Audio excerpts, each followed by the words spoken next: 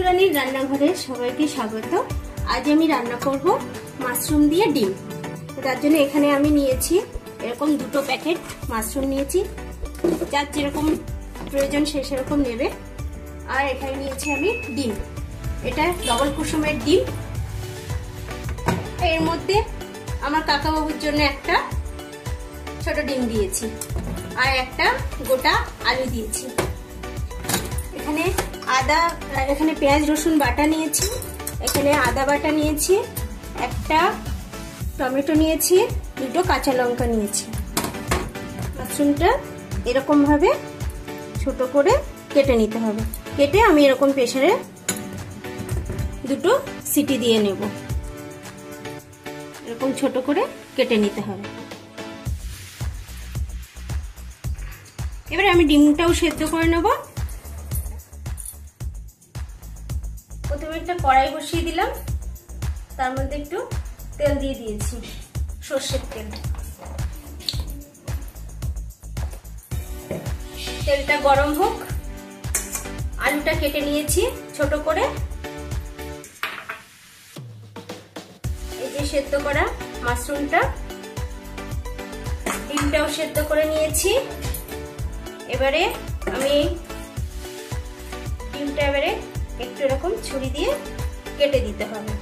সব ডিমগুলো এরকম করে কেটে নিতে হবে। তেল গরম হয়ে গেছে, আমি এর মধ্যে আলুটা দিয়ে দিচ্ছি।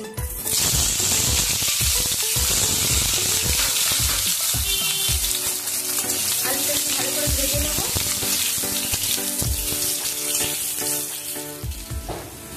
আলু ভাজা হয়ে গেছে, এবার আমি আলুটা তুলে নিচ্ছি। এবারে ডিমটা ভেজে নেব। আরেকটু তেল দিচ্ছি,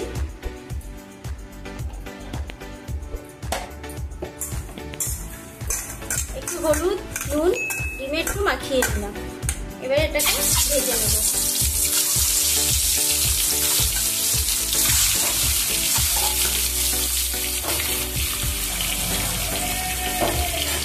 ভালো করে ডিমগুলো ভেজে হয়ে গেছে। এবারে তুলে নিচ্ছি ডিমগুলো।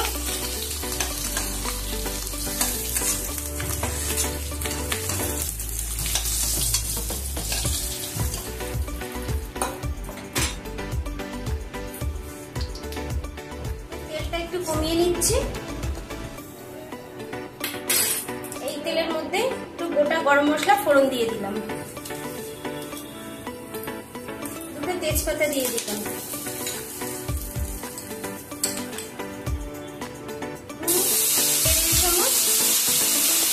পেঁয়াজ রসুন বাটা দিলাম,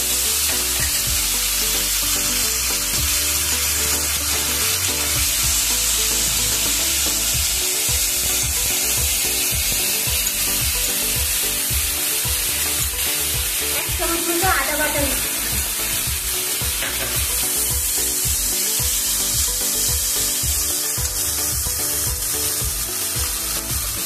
এক চামচ নুন দিলাম, এক চামচ হলুদ দিলাম,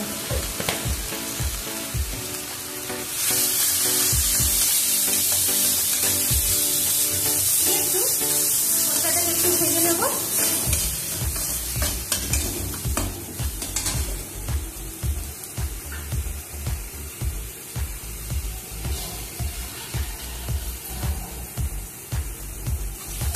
সামান্য একটু জল দিচ্ছি।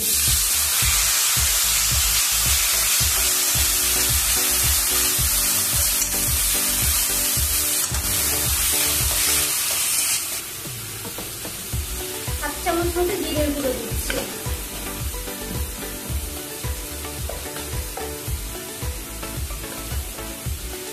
হাফ চামচ ধনের গুঁড়ো দিচ্ছি।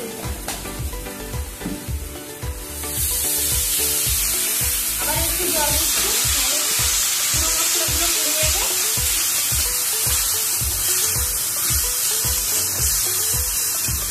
এর মধ্যে টমেটো কুচিটা দিয়ে দিলাম।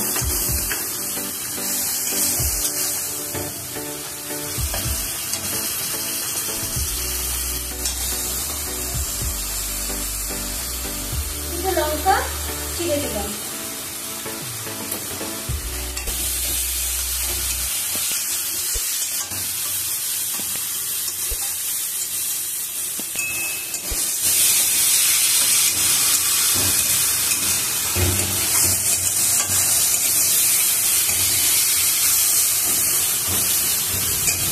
মশলাটা এবার আস্তে আস্তে গ্যাসটা কমিয়ে দিই। এবার আস্তে আস্তে মশলাটা কষিয়ে দিতে হবে টমেটোটা গলা অবধি। টমেটোটা গলে গেছে, এর মধ্যে আমি আলুগুলো দিয়ে দিচ্ছি।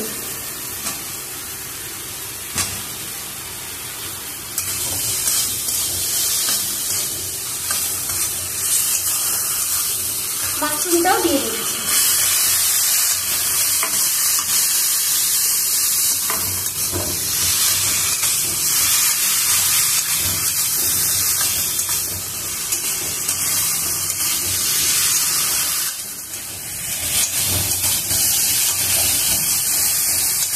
এবার ডিমটা দিয়ে দিচ্ছি।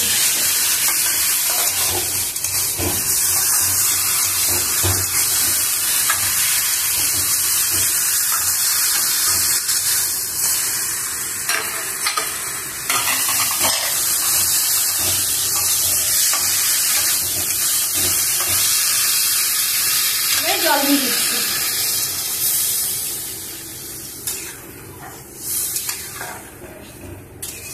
হাফ লিটার মতো জল দিয়েছি।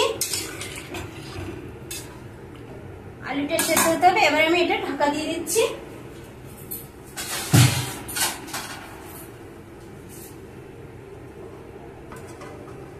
পনেরো 20 মিনিট মতো ফুটুক।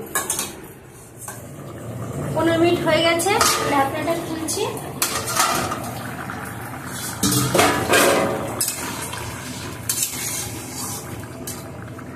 আলু সেদ্ধ হয়ে গেছে, সব হয়ে গেছে। এবারে আমি একটু গুঁড়ো গরম মশলা দিচ্ছি, 1/2 চামচেরও কম।